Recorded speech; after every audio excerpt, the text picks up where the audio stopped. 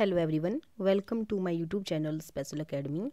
आप सभी का हमारे इस चैनल पर स्वागत है। तो देखिए, आज हम डिस्कस करेंगे आदिकाल का गद्य भाग। आदिकालीन गद्य भाग हम डिस्कस करेंगे। इससे पहले हमने पिछली वीडियो में रासो काव्य के बारे में डिस्कस किया था, तो आज हम आदिकाल के गद्य के बारे में डिस्कस करेंगे। तो देखिए, थोड़ी सी यहाँ पर इसकी परिभाषा दी गई है। मेन जो इसके फैक्ट हैं वो यहाँ पर बताए गए हैं कि ऋग्वेद साहित्य की पहली प्रमाणिक रचना है और महर्षि वाल्मीकि ने माँ निषाद प्रतिष्ठाम तो मगह शाश्वती समह द्वारा पद्य को अभिव्यक्ति की प्रथम भाषा कहकर यह प्रमाणित कर दिया है कि सर्वप्रथम जो शब्द मनुष्य के मुखराविंद से निकला वह पद्य में ही था। और यह स्वाभाविक भी है क्योंकि गद्य की अपेक्षा पद्य में अभिव्यक्ति सरल और स्वाभाविक है। शायद यही कारण है कि हिंदी ही नहीं, विश्व की अधिकांश भाषाओं की प्रथम अभिव्यक्ति पद्य में ही मिलती है। तो ये आपको पॉइंट नोट रखना है कि हिंदी ही नहीं, विश्व की अधिकांश भाषाओं की अगर बात की जाए तो उनकी अभिव्यक्ति जो है तो सबसे पहले किस रूप में मिलती है, तो पद्यमय रूप में मिलती है। संस्कृत के अतिरिक्त हिंदी में भी पद्यमय रचना से ही अभिव्यक्ति हुई है। इसी तरह अन्य प्रादेशिक भाषाओं में भी अधिकतर यही प्रवृत्ति देखने को मिलती है। नेक्स्ट है यहाँ पर, हिंदी साहित्य में गद्य साहित्य का बीजारोपण आदिकाल में ही हो चुका था, परंतु इसे पनपने का अधिक सुअवसर प्राप्त न हो सका। देखिए, जो इसको पनपने का सुअवसर मिला है वो भारतेंदु काल में मिला है, आगे फिर द्विवेदी काल में मिला है। तो अगर इसके बीजारोपण की बात की जाए तो बीजारोपण जो है तो इसका आदिकाल में ही हो गया था। नेक्स्ट पॉइंट है यहाँ पर कि इसका मुख्य भाग गद्य को अधिक महत्व न मिलना मुख्य कारण हो सकता है। अधिकांश रचनाकारों ने पद्य को ही अपनी अभिव्यक्ति का आधार बनाया तथा अनेक रचनाएं प्रस्तुत की हैं। हिंदी साहित्य के प्रारंभ में गद्य साहित्य का अभाव दिखाई देता है, परंतु इसका ये अर्थ नहीं है कि गद्य का सूत्रपात नहीं हुआ था। देखिए, पहले हम देखते हैं कि जो हिंदी साहित्य है उसमें गद्य का बहुत ज़्यादा अभाव है, लेकिन इसका ये मतलब नहीं है कि गद्य का सूत्रपात ही नहीं हुआ था। वास्तव में गद्य की कुछ फुटकर रचनाएं इस काल में भी उपलब्ध होती हैं, जो इस बात का संकेत है कि गद्य की शुरुआत इस काल में हो चुकी थी।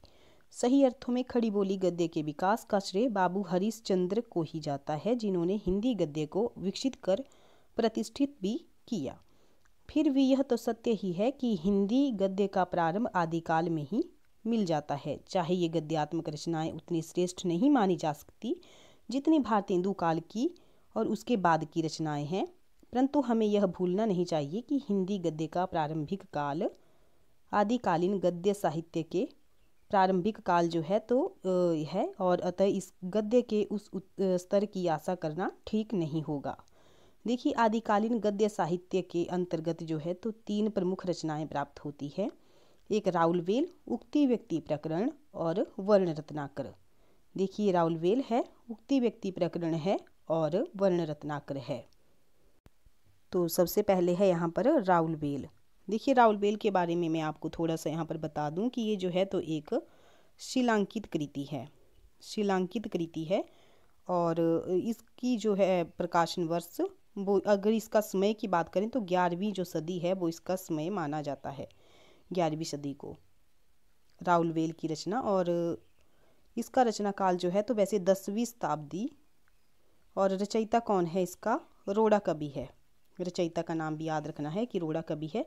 एक शिलांकित कृति है जो गद्य पद्य मिश्रित चंपू काव्य की प्राचीनतम ये कृति है। चंपू काव्य की ये प्राचीनतम कृति है और राजस्थानी प्रधान इसकी भाषा में मिश्रित हिंदी की 7 बोलियों के शब्द मिलते हैं।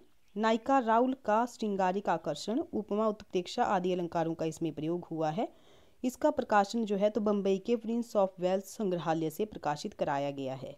देखिए, नाम आप नोट कर लीजिए इसका, कि जो इसका प्रकाशन है वो बम्बई के प्रिंस ऑफ वेल्स संग्रहालय से प्रकाशित कराया गया है।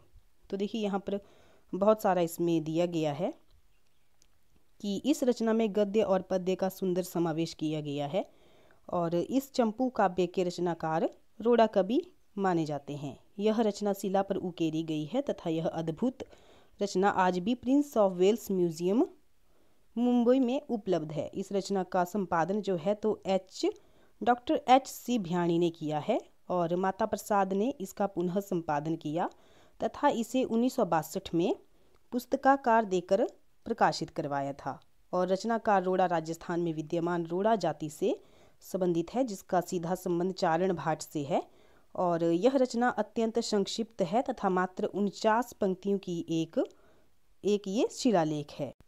डॉक्टर नागेंद्र ने राउलवेल का अर्थ जो है तो नायिका राउल से जोड़ा है, जबकि अधिकांश विद्वानों ने राउलवेल का अर्थ राजकुल का विलास माना है।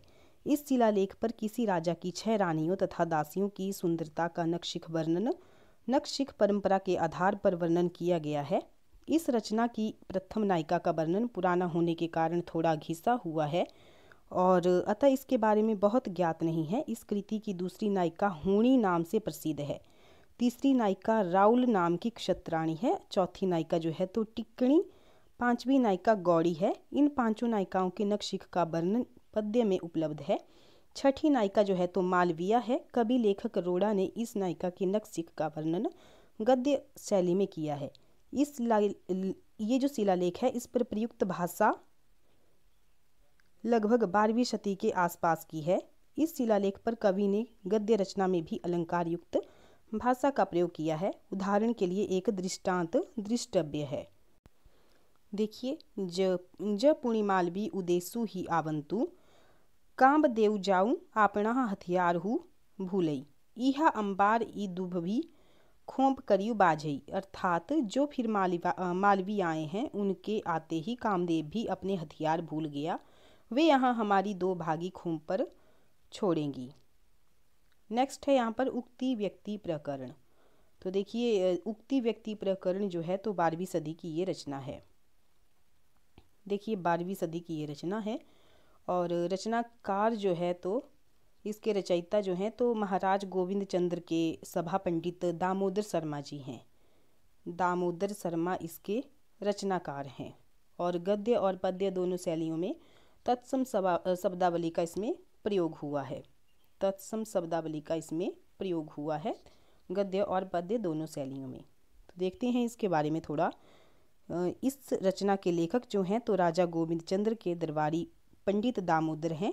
राजा गोविंद चंद्र का शासनकाल जो है तो 1114 से 1154 ईस्वी तक माना जाता है। इस तरह इस रचना को 12वीं शताब्दी का माना जाता है, जो नितांत उचित है।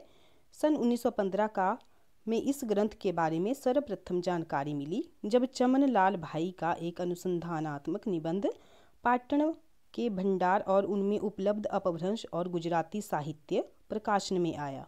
सन 1953 में सिंधी जैन शास्त्र शिक्षा पीठ भारतीय विद्यापीठ मुंबई द्वारा इसको प्रकाशित कराया गया। नेक्स्ट है यहाँ पर, यह गद्य शैली में रचित एक व्याकरण ग्रंथ है और इसमें कुल 5 प्रकरण तथा 50 सूत्रात्मक कारिकाएँ हैं। गद्यकार ने कारिकाओं का देशीय भाषा में गद्य में उदाहरण दिए हैं। इन उदाहरणों के द्वारा न केवल आदिकालीन देशी भाषा के स्वरूप का पता चलता है, बल्कि तत्कालीन समाज की परिस्थितियों, जीवन संदर्भों, परंपराओं आदि की जानकारी भी हमें उपलब्ध होती है। अतः निश्चय ही यह ग्रंथ जो है तो हिंदी साहित्य के लिए विशेष महत्व रखता है। उदाहरण के लिए इस ग्रंथ में काशी समाज में प्रचलित परंपराओं, ब्राह्मणों को दान, गंगा के प्रति श्रद्धा, अस्पृश्यता, भूत प्रेतों में विश्वास, हाथी घोड़े पालने के शौक आदि का पता इसमें चलता है। इस ग्रंथ की गद्य शैली को प्रस्तुत करने वाली कुछ पंक्तियां यहाँ पर दी गई हैं।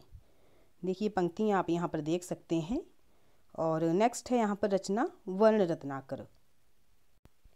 नेक्स्ट रचना है वर्ण रत्नाकर। देखिए, वर्ण रत्नाकर जो है तो 14वीं सदी की ये रचना है। 14वीं सदी की रचना है और रचनाकार जो है तो ज्योतिरेश्वर ठाकुर जी हैं। ज्योतिरेश्वर ठाकुर जी। और भाषा जो है तो मैथिली हिंदी है और संपादन किसने किया है तो डॉक्टर सुनीत कुमार चटर्जी और पंडित बबुआ मिश्र और बंगाल एशियाटिक सोसाइटी से ये प्रकाशित करवाई गई रचना है।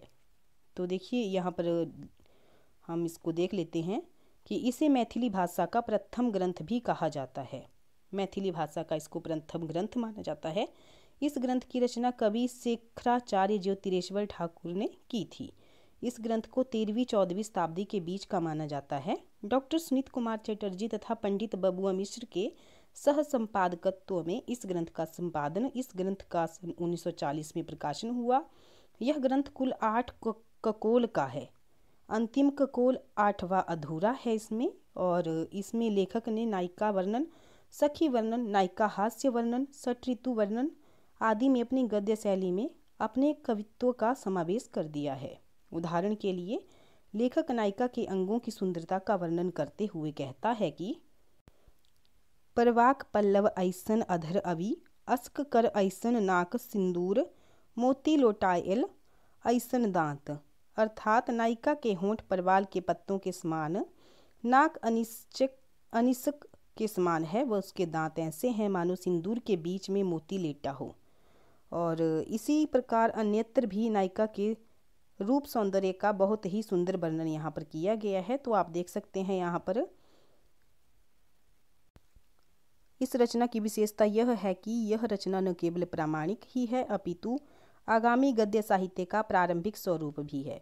यह ग्रंथ भारत की नई विकसित भारतीय आर्य भाषाओं की प्राचीन प्रवृत्तियों को समझने में भी सहायक सिद्ध होता है। इस ग्रंथ में प्राचीन मैथिली, मगही, बांग्ला आदि भाषाओं के प्राचीन रूप उपलब्ध हैं, जो भाषाओं के क्रमिक विकास की कहानी स्वयं कह देते हैं। इसमें तत्सम व अर्ध तत्सम शब्दों का अधिक प्रयोग हुआ है। इसके अतिरिक्त जो है तो इन ग्रंथों में अतिरिक्त आदिकालीन गद्य साहित्य में विद्यापति की कीर्तिलता, कीर्तिपताका, दक्कनी हिंदी के उच्च कोटि के साहित्यकार ख्वाजा बंदे नवाज गेसुदराज कृत मेराजनामा तथा सहपारे जैन धर्म संबंधी किसी अज्ञात कवि द्वारा लिखित आराधना का भी समावेश इसमें किया जा सकता है। इनमें कीर्तिलता और कीर्तिपताका रचनाएं पद्य शैली में हैं, परंतु उनमें कहीं कहीं कवि विद्यापति ने गद्य शैली का भी प्रयोग किया है। स्वयं कवि विद्यापति ने तात्कालीन देशी भाषा अथवा देशी वाणी को अबहट कहा है। जैसे यहाँ पर देख सकते हैं आप, सक्य वाणी बहुवन भावई, पाऊँ रस को मम न पावई, देसिल बैना सब जन मिठा, तै तैसन जपों अबहट्टा। ये जो पंक्ति है ये पेपर में पूछी भी जाती है।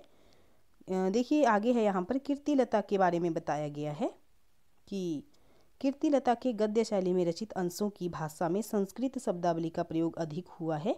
इस रचना के रचयिता जो हैं तो मूलतः कवि हैं, अतः उनकी रचना में कवि का कवित्व झलक ही जाता है, क्योंकि उनके गद्य में भी काव्य का प्रभाव देखा जा सकता है। देखिए उदाहरण यहाँ पर दिए गए हैं, आप उदाहरण यहाँ पर देख सकते हैं और उदाहरण का यहाँ पर अर्थ भी समझाया गया है। अतः यहाँ जो है तो केवल उन्हीं गद्य रचनाओं का उल्लेख किया जा रहा है जिनकी प्रामाणिकता में कोई संदेह नहीं है। ऊपर वर्णित रचनाओं के अतिरिक्त ऐसी अनेक रचनाएं हैं जिनकी प्रामाणिकता के विषय में आपत्तियां हैं, अतः उनकी चर्चा यहाँ युक्ति संगत नहीं लगता। दक्कनी हिंदी में संत ख्वाजा बंदा नवाज कृत जो है तो मेराजनामा तथा सहपारे में फारसी शब्दों का अधिक प्रयोग हुआ है। फिर भी इन गद्य रचनाओं में आदिकालीन दक्कनी हिंदी की प्रवृत्तियों के बारे में पता चलता है। यहाँ पर मेराजनामा की गद्य शैली का एक उदाहरण यहाँ पर दिया गया है। तो उदाहरण आप देख सकते हैं कि नवी कहे तहकीक खुदा के म्याने 70,000 पर्दे के हो अंधेर के का, अगर उसमें ते एक पर्दा उठ जाए तो मैं जनूं। पैगंबर मोहम्मद कहते हैं कि खुदा की खोज में अंधेरे के 70,000 पर्दे हैं, यदि उनमें से उनके तेज से एक पर्दा भी उठ जाए तो जानूं मैं। देखिए अन्य रचनाओं के बारे में भी यहाँ पर बताया गया है कि कुछ उपभाषाओं में भी गद्य साहित्य की रचना हुई है, जिनमें आराधना सन 1273 में राजस्थानी भाषा में हुई है, बाल शिक्षा वाटिका सन 1289, अतिचार सन 1283। ये सब रचनाएं यहाँ पर दी गई हैं। और नवकार जो है तो व्याख्यान टीका है सन 1301 आदि प्रमुख है। ये रचनाएं जैन धर्म से संबंधित हुई है। नेक्स्ट है आदिकालीन गद्य साहित्य की कुछ अन्य रचनाएं भी हैं, तो उनको भी हम देख लेते हैं कि जैसे ज्योतिरेश्वर ठाकुर की है वर्ण रत्नाकर, ये मैथिली हिंदी में है।